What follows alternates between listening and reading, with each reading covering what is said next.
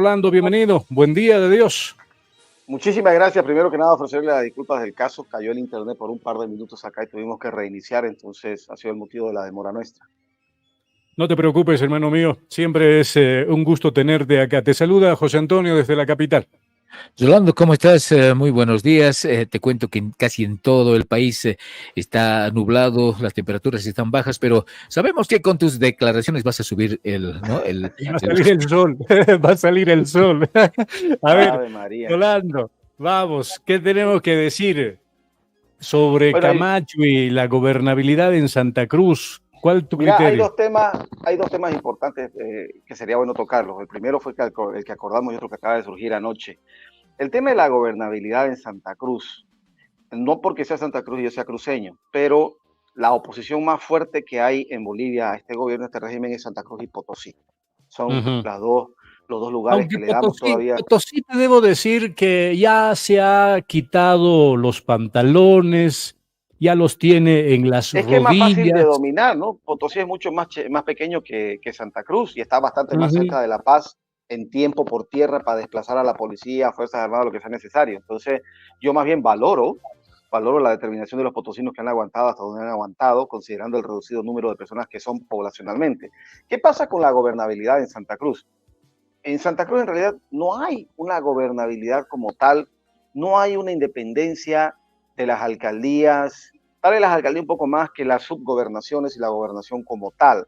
¿Por qué? Porque lamentablemente no se han aplicado las autonomías, no hay un pacto fiscal, el presupuesto acaba aprobándolo el gobierno central, y si el gobierno central quiere apretar alguna alcaldía específica o alguna subgobernación o a la gobernación como tal, simplemente le cierra el grifo.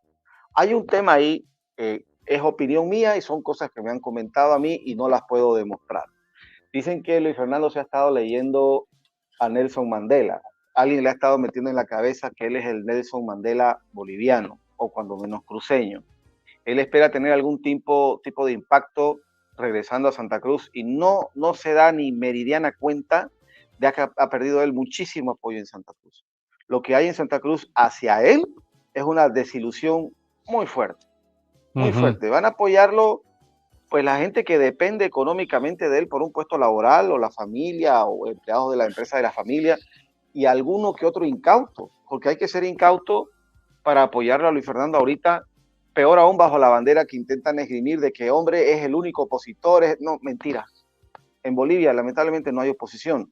La gobernabilidad medio se quiere dar de la mano del actual gobernador en ejercicio, el señor Mario Aguilera, que él es vicegobernador, pero está como gobernador en ejercicio, y creo yo que está haciendo las cosas como se tienen que hacer. Lo primero, una auditoría.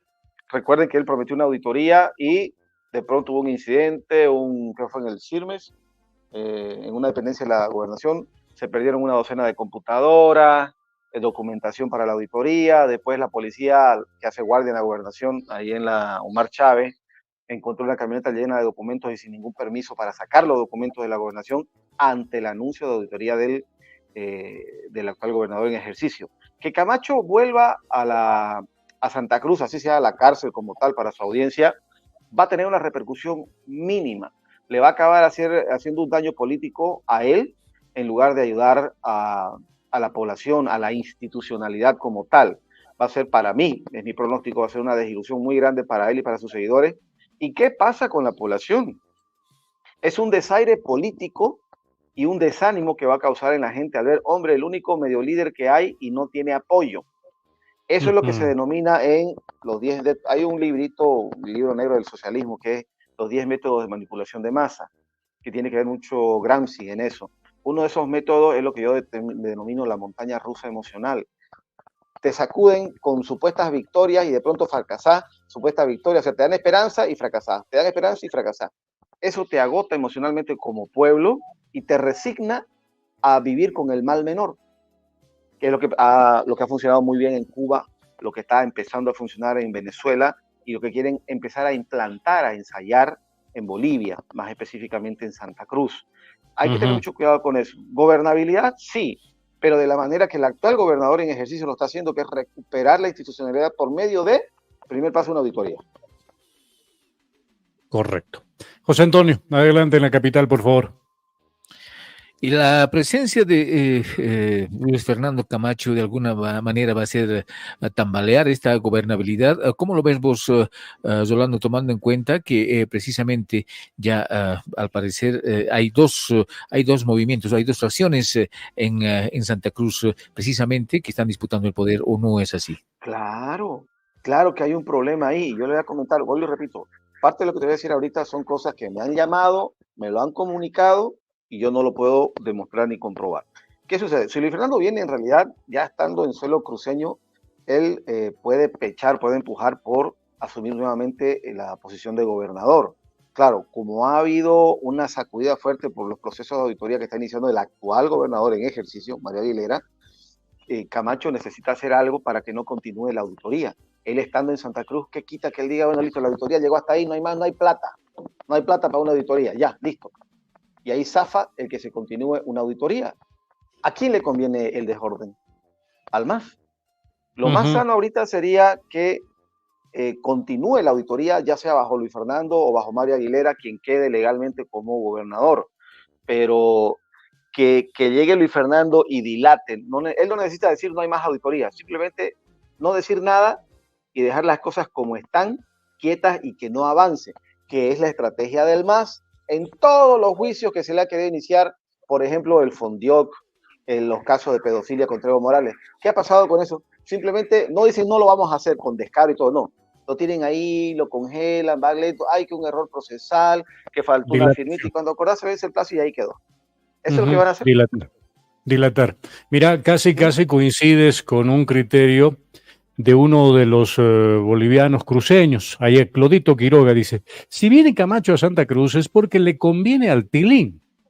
Va a ser para hacer un bochinche y usar como pretexto para perjudicar el censo. Yo apunto que lo van a hacer repetir el censo. Chao escaños, chao presupuesto. Dice esto uno de nuestra audiencia. ¿Coincides, no coincides? Es que en realidad este tema lo habíamos hablado con ustedes muy por encima, el tema del censo, y sobre todo a veces hablamos por teléfono con la gente de Sucre y planteamos qué es lo que puede llegar a suceder. Pero el mecanismo como tal, que lo habíamos hablado con José Antonio, el mecanismo como tal no es tan importante como el objetivo. El gobierno necesita que el censo salga mal para poder decir no se pudo hacer el censo, nos vamos con el anterior padrón electoral. ¿Cómo llegue a eso? Es lo de menos. Puede ser, como dice esa persona de la audiencia, puede ser simplemente estropeando los datos o dilatando para no tener el censo en limpio en el momento adecuado para incluir esos datos.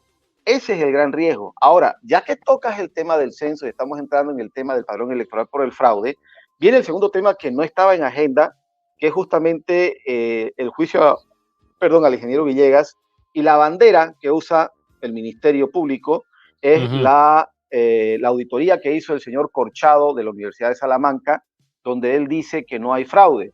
Ya nosotros habíamos denunciado que no es un trabajo mío, es un trabajo de un anónimo, alias Juan Pueblo, lo estimo mucho, apenas lo conozco, pero un hombre honesto. Él hizo un estudio extenso y él demostró de manera interna, porque lamentablemente ni creemos, ni comunidad ciudadana, ningún solo político ha querido tocar el tema, y es un tema netamente técnico. 2 más 2 son 4, 99 centavos son 99 centavos, no son un peso. ¿Qué dice Juan Pueblo en ese informe?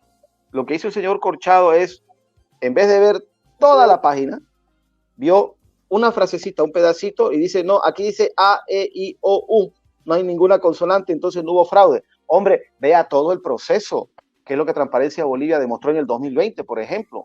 530 y tantas páginas demostrando 5 veces más cantidad de pruebas de fraude que lo que encontró la OEA en el 2019. ¿Qué pasa con este señor Corchado? Anoche salió la noticia de que está bajo investigación por fraude académico, por manipulación de datos. Se le cae, yo digo, es la mano de Dios.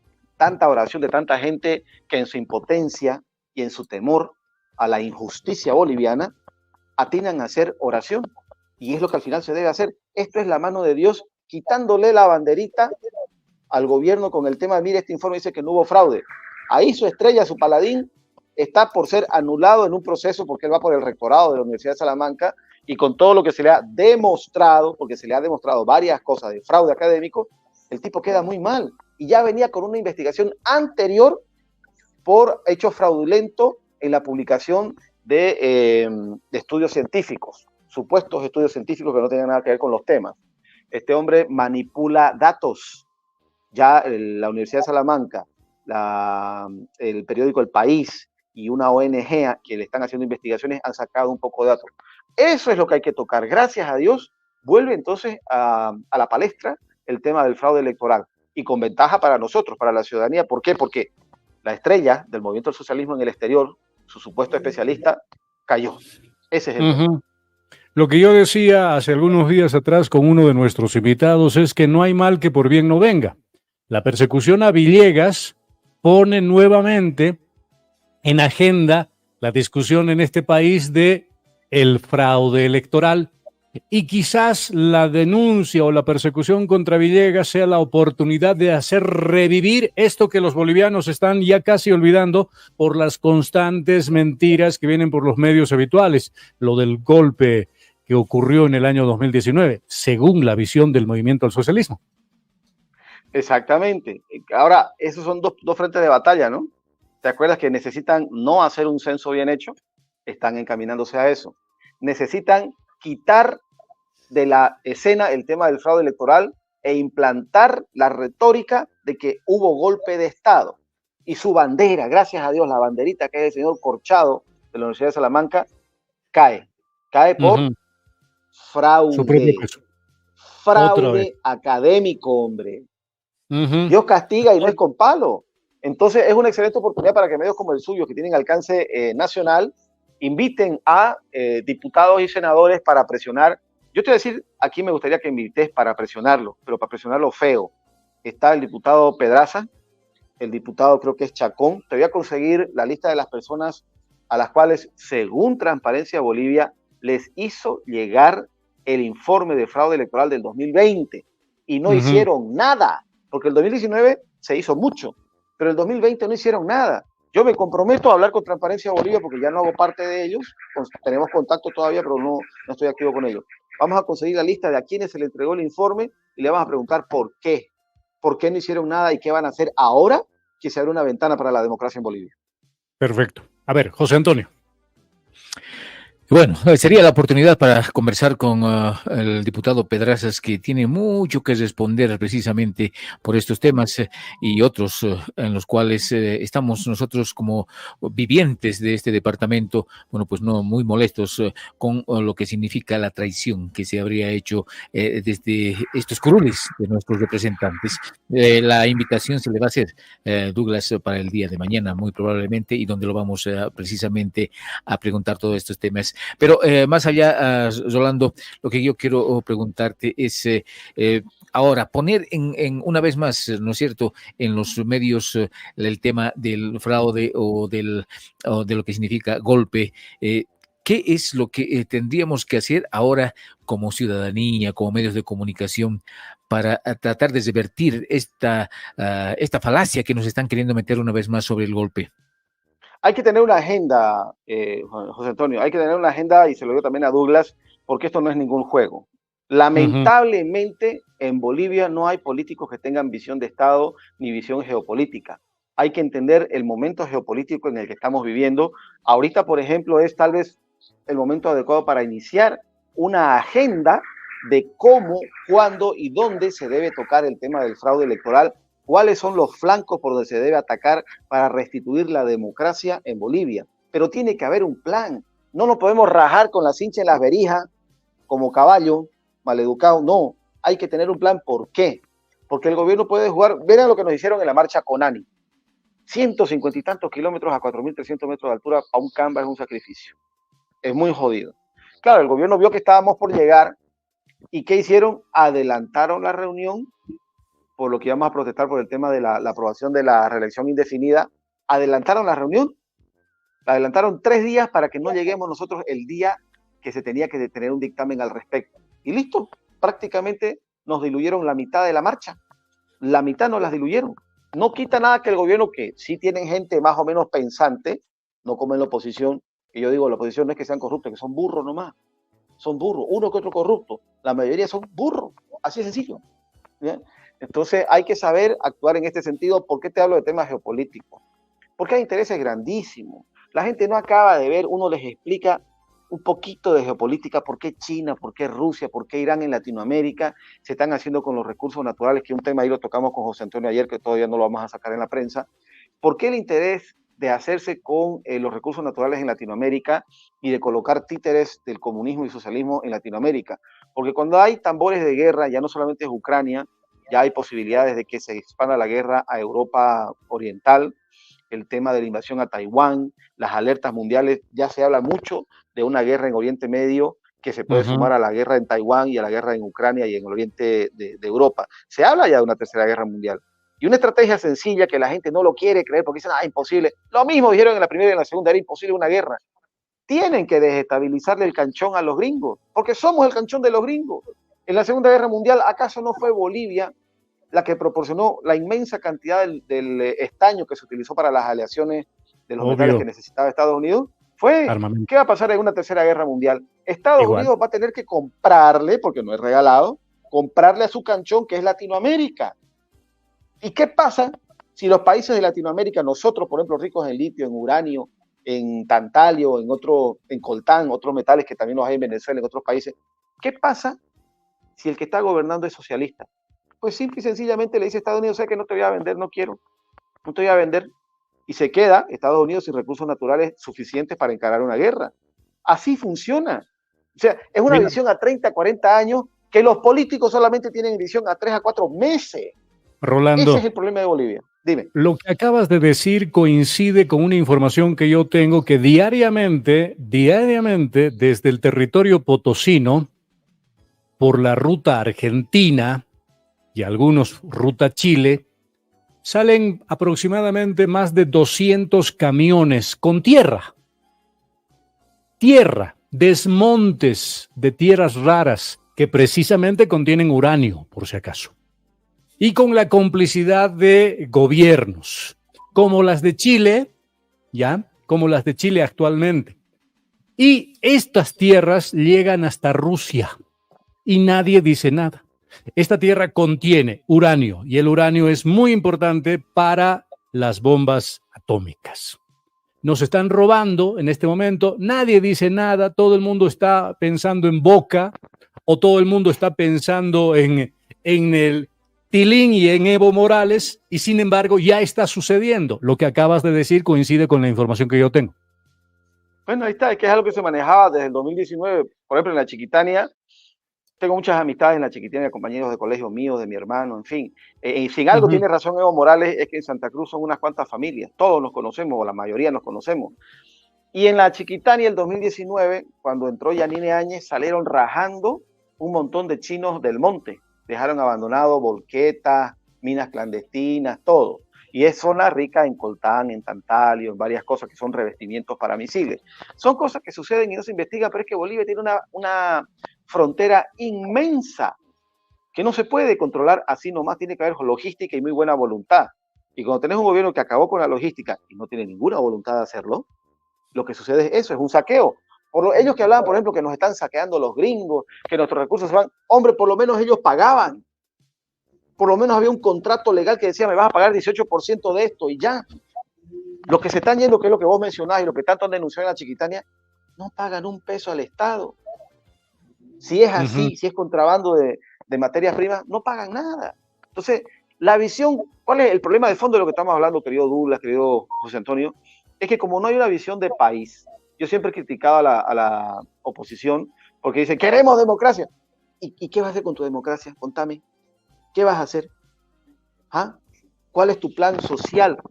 Sale, por ejemplo, Tuto Quiroga, se necesitan 7.000 millones de dólares para hacer el país. Pero un ratito, 7.000 millones de dólares. O sea, le vas a dar más plata a la gente cuando la gente, te hablo del pueblo, no de los políticos, nos hemos portado mal.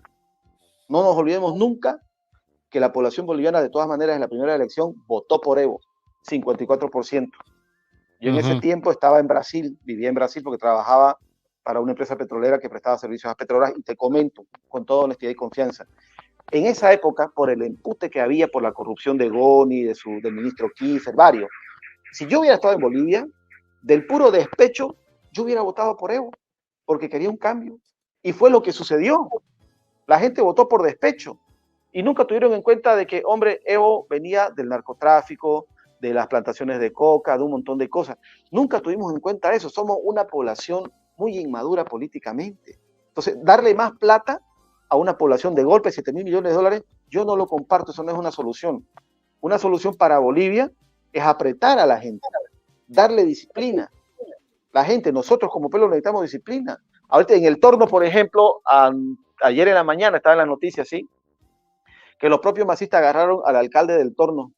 Estaban reclamando obras, una cosa, otra, que querían hacer un bloqueo y no los dejaban, en fin. La gente quiere las cosas inmediatas y no hay los recursos. El problema no son los políticos, querido Douglas, José Antonio. El problema no son los políticos. El político de izquierda o de derecha va a llegar hasta donde el pueblo le permita. Y si es una sociedad corrupta, que todo lo quiere fácil, lo quiere gratis, lo quiere ya, obviamente el populismo va a avanzar y va a avanzar hasta que nos quedemos sin plata, que es lo que está pasando ahorita. Yo no comparto que tengamos que darle más plata, querido Douglas. Las cosas vienen por otro lado, pero no hay un plan. Y lo que decía un masista hace tiempo, un abogado que está ahorita de candidato a la presidencia también, es que el único plan de gobierno que hay es el del MAS. Es verdad, la oposición no tiene un verdadero plan de gobierno. Ahora, si por plan de gobierno, saqueo, corrupción, narcotráfico, impunidad, a eso llaman plan de gobierno, no sé qué país quieren en realidad. Bien, Rolando, volviendo al tema este que me ha parecido muy interesante, que tenemos que tener una agenda para confrontar incluso a políticos como Pedrazas, para ir apuntando la mira del rifle al tema este del fraude electoral y tratar de ordenar el calendario de los bolivianos y los políticos hacia el futuro con este tema. Me parece muy interesante el programa, dispuestísimo para enfocarnos en esa agenda, coordinar contigo y charlar de repente con las personas que tienen que darle respuestas a Bolivia. Es una oportunidad muy interesante que nos está dando la vida, Dios, y sobre todo estas oportunidades que se presentan para volver a poner en medio de la agenda el tema del fraude electoral y tal vez desnudar incluso la complicidad del propio Arce con lo que él conoce sobre los fraudes del año 2019, porque él también es producto, de alguna u otra manera, de este mecanismo de fraude. Mira, Douglas, en 30 segundos te quiero explicar algo crucial, ya que lo metiste a Arce en el tema. Tenemos que entender que el MAS no va a dejar el poder así nomás. Para ellos es literal, no metafóricamente. Es de vida o muerte permanecer en el poder. ¿Por qué? El caso de Luis Arce Catacora. ¿Quién era ministro de Economía de Evo Morales cuando se fundaron todas estas empresas estatales que están a pérdida, que hay actos de corrupción, sobreprecio en la construcción? Luis Arce Catacora. ¿Quién era ministro de Gobierno durante el desfalco del Fondo Indígena? Fondioc, más de 150 millones de dólares perdidos. Luis Arce Catacora. Porque la ministra Chacollo, Nemesia Chacollo, ella fue a juicio y dijo, sí, la verdad que se entregaron esos dineros y no sabemos dónde están. El descaro de decir, soy ministra, yo firmé y no sé a quién se lo firmé. Hasta ahí llegó la investigación. ¿Y qué pasa con el ministro de Economía de esa época, Luis Arce Catacora? ¿Por qué te digo que es importante esto? Porque hubo un muerto, pero murió esta persona de una manera morbosa, de una manera hedionda, como dice la justicia brasileña, son crímenes hediondos. Marco Antonio Aramayo Caballero, tercer gerente del Fondo Indígena. A ese hombre lo obligaron a declararse culpable de hechos que sucedieron antes de que él sea gerente del Fondo Indígena. Al hombre lo tuvieron 7 años preso, privado de sueño, de comida, de buen descanso. Ese hombre, a punta de maltrato y mala vida, le hicieron desarrollar diabetes e hipertensión. Eso, desde ese punto de vista, se denomina asesinato extrajudicial. Y el responsable último y final es el ministro de Economía, que era ¿quién? Luis Arce Catacora. Entendamos de una buena vez, este tema del fraude electoral es de vida o muerte. Es así de sencillo. Entonces hay que ser responsable, coherente, consecuente y tomar todas las medidas de precaución, pero es que hay que hacerlo. Las cosas lo decimos, lo decimos en este momento, lo dijimos anteriormente, volvemos a recalcarlo. Los masistas saben muy bien que esto es de vida y de muerte, de vida o de muerte.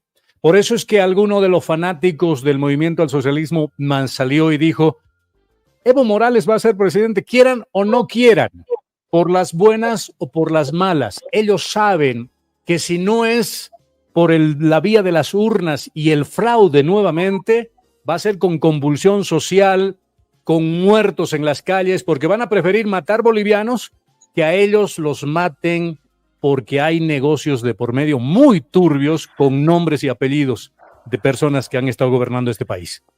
Douglas, te voy a hacer una película de qué es lo que va a suceder desde el punto de vista estratégico y de alto nivel. Hay un error estratégico que cometió Luis Arce, que fue meterse a pelear con Evo Morales. Hay parte de esa pelea que es real, que es la pelea por el poder, y nosotros lo hicimos ver hace unos 2 años, cuando decíamos en un artículo que a los patrones del MAS no le interesa si es Evo Morales o quien sea que esté en el poder, mientras permanezca funcionando el tema de las plantaciones de coca y para lo que sea que van esas plantaciones de coca, que ustedes entenderán. Puede ser Evo Morales o quien sea, mientras ese negocio siga funcionando. Obviamente, todo indica a que, desde mi punto de vista, Luis Arce Catacora quiere ser él el que maneje ese negocio para los amos del MAS, para los patrones del MAS que viven afuera de Bolivia. Ahí se enfrenta con Evo Morales, pero ¿qué sucede? Esa pelea solamente va a durar hasta el momento en que ambos bandos vean que la oposición o el pueblo, que es diferente la posición política a el pueblo. Cuando el pueblo gane mucha fuerza, ellos van a cerrar fila y nos van a apretar el pescuezo o lo van a intentar. Veamos qué pasó en 2019. No tenían fuerzas en las calles, no tenían ni a la policía ni al ejército, porque el rato que pudo la policía, ¿qué dijo? Motín policial. El ejército se negó a salir a las calles. Eso se va a volver a repetir. La policía y el ejército, por más que ellos hayan puesto, porque ojo, hace muchos años que hay cupos en la escuela de oficiales de la policía y del ejército para descendientes del Chapare. Hay cupos. Ya esa gente está de capitanes ahorita. Ya están, o sea, nosotros lo sabemos, están de capitanes. Esa gente se espera, según ellos, que tomando ellos esos puestos estratégicos, no tenga más la policía y el ejército cómo reaccionar, pero no va a ser así. La policía y el ejército defienden al pueblo, al Estado y a la Constitución, no a un partido político. Y yo estoy segurísimo que el momento en que se grite fraude electoral y la gente se levante, no va a haber quien cubra al MAS. ¿Cuál va a ser el recurso del MAS? Lo mismo que hicieron en el 2019.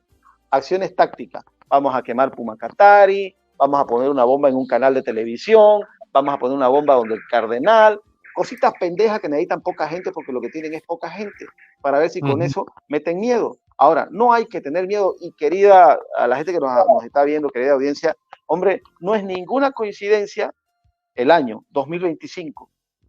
Van a ser 200 años de independencia, de libertad. Esa vez nos liberamos del imperio español. Esta vez, el 2025, tenemos que liberarnos de otro imperio, el imperio del narcotráfico, el imperio de la impunidad, el imperio de la corrupción, el imperio de la pedofilia. De ese imperio es el que nos toca liberarnos el 2025. Y ojo, la libertad no se pide, se toma, y es con coraje, es con sacrificio, y hay que hacerlo, porque estamos en nuestro derecho. De hecho, los derechos humanos nos dan, la Carta de Derechos Humanos nos dan la potestad de luchar ante la opresión y ante la injusticia como pueblo organizado. Tenemos ese derecho humano, a diferencia de lo que intenta esgrimir el MAS, que es el derecho a la pedofilia, el derecho a la corrupción, el derecho a la impunidad, el derecho al narcotráfico. ¿Quién creen ustedes que tienen una causa justa? ¿Qué lado defiende una causa justa? El pueblo. No hay que tener miedo. Me ha gustado mucho lo que acabas de decir, Rolando. Está digno de ser replicado todos los días y que lo colguemos en las redes sociales. Claro y al punto y oportuno, además. Gracias por todo, Rolando. Es un gusto. Coordinamos el tema de la agenda. Grande. Gracias por todo. Muy gentil. Rolando Contreras con nosotros aquí en El Buen Día.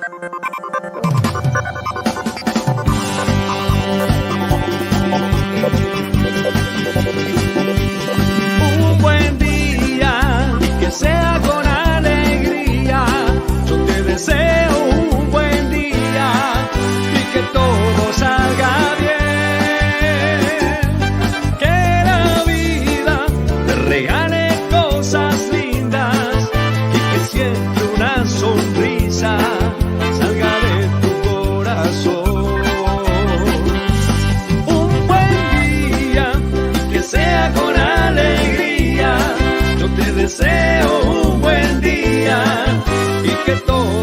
larga.